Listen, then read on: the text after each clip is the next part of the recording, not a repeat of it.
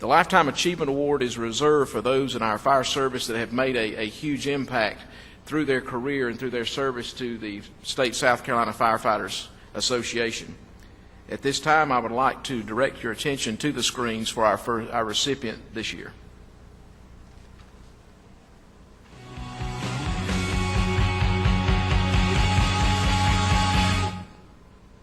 I probably need to preface my comments on Chief Lewis Behrens' life by saying there have been a number of generations since he was on the scene, and they probably don't know his name or who he was. But I can truthfully say that of all the great leaders our Firefighters Association has had since its inception, probably no other individual has had the impact on what we do today as an association as Chief Lewis Behrens. Chief Behrens was born in 1860. His parents were German immigrants. And that was just prior to the Civil War. So as an infant and a toddler, he grew up during those bombardments here in Charleston and Fort Sumter and Fort Moultrie. The Civil War, of course, took its toll on so many people. But as a teenager, up around age 16, we're told that Chief Behrens was an apprentice cabinet maker. But he had a fascination with the fire service, and he joined the Hook and Ladder Company No. 2. He joined this department as a volunteer against his father's wishes. And probably the prejudice that his father had against the fire service was because his brother was killed as a volunteer firefighter fighting some of the fires during the Civil War in the city. We're told also that Chief Behrens was given a fire department uniform, a bright red uniform shirt, and he had to hide it from his parents because his father just disapproved of his being involved with the fire department. But again, Chief Behrens loved the fire department, and when the fire department became a career or paid department in 1881, he joined Engine Company 1. And in short order, he was made foreman. He went through the ranks. As the chief, he oversaw the department's transition from paid volunteer to a fully paid fire department. And he also saw the transition of the fire apparatus from the horses and the steamers to a fully motorized fleet of fire trucks. Much like fire chiefs today, Chief Behrens still had the same battles with budget and asking for equipment that fire chiefs all over the country face. You know, you have continually asking and justifying what you need, and then you know, as the money and the budget hold up, you get what you need. He was a visionary in the fact that in 1915 they passed an ordinance in the city that all the buildings in the city would be inspected. And in January of 1916, he announced that the City of Charleston Fire Department would inspect every building within the city during that year. To accomplish this, he divided the city up into 4 wards, and the inspections ensued throughout that year. Chief Lewis Behrens worked tirelessly to improve his own abilities to not only lead the Charleston Fire Department, but also the fire service in South Carolina. In 1905, Chief Behrens was confident that South Carolina could probably support and grow its own state association. So he called a meeting in Columbia of some of his closest and most committed friends to meet and discuss and move forward with the idea of a South Carolina Firemen's Association. And it's interesting to note that Chief Behrens served from 1905 to 1932 as our association's first president. He was instrumental, a visionary, a true visionary, in setting the foundation for the Firemen's Insurance Fund. And that's what we know today as our 1% fund. Chief Behrens was so active and passionate about improving the fire codes in South Carolina. And he was burdened in 1923 when the old Cleveland school near Camden burned, and it killed 77 children and parents.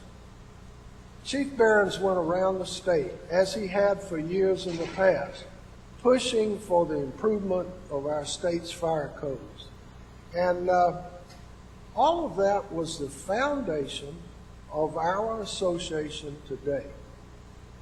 It's interesting to note that Chief Behrens died during Fire Prevention Week on October the 12th, 1932. 56 years of service.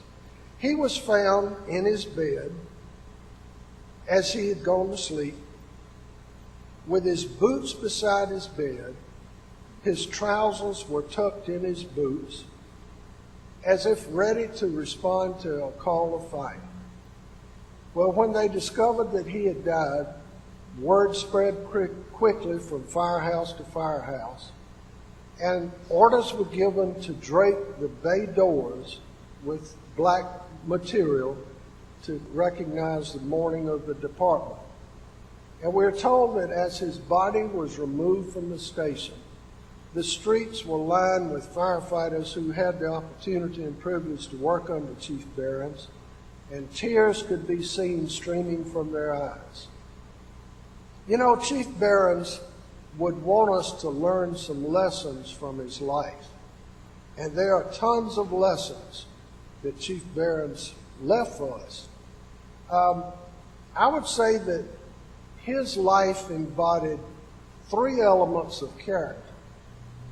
Character being one. He was dependable, he was humble, he was moral, he was honest. And then his life would reflect that he had content. He knew his stuff. And then thirdly, I would take out of his life that he was competent. He had the skills to deliver. And then there's another thing that I would glean from Chief Behrens' life.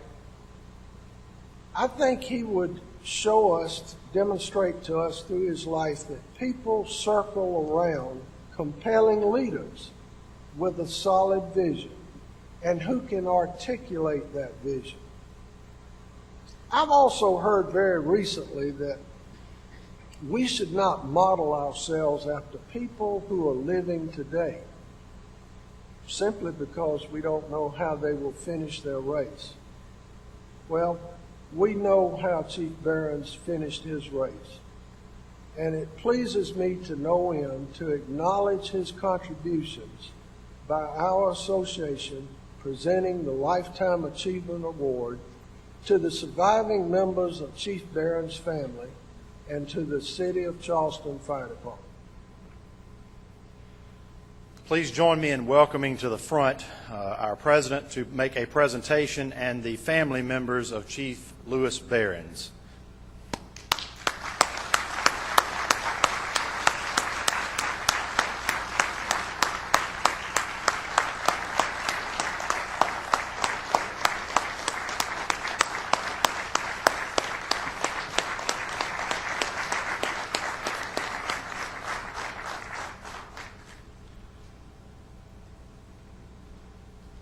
We are also very honored today to be able to unveil a portrait that will be hanging in the association office, lovingly placed and appropriately placed in our front lobby, that will commemorate this event and Chief Behrens, who has been in our hearts, but now we will be able to see as we come in. Gentlemen, if you would just take the opportunity to unveil that.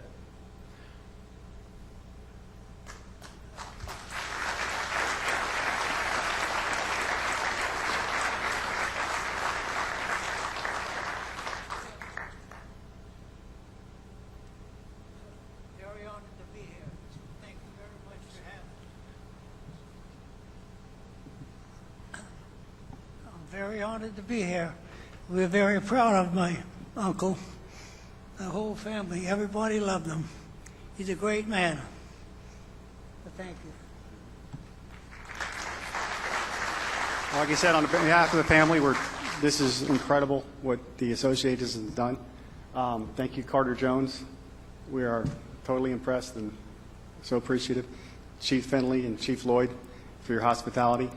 And it just proves what they say about the greatest generation. It's incredible. Thank you.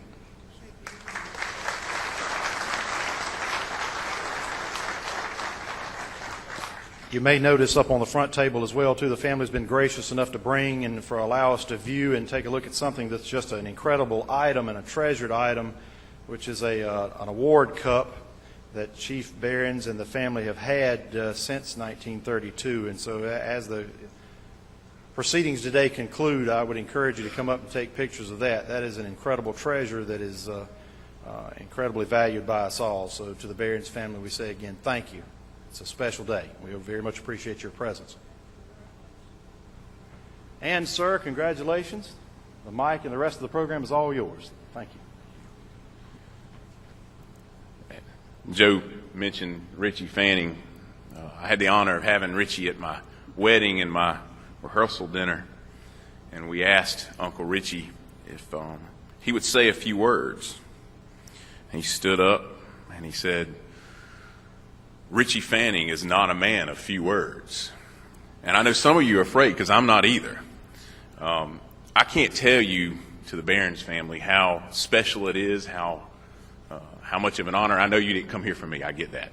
But how much of an honor it is to have you here, the family and descendants of our first president, who we wouldn't be here had it not been for someone that had that kind of vision and desire to enrich the lives of the other firefighters in our state. So I can't tell you what an honor it is there.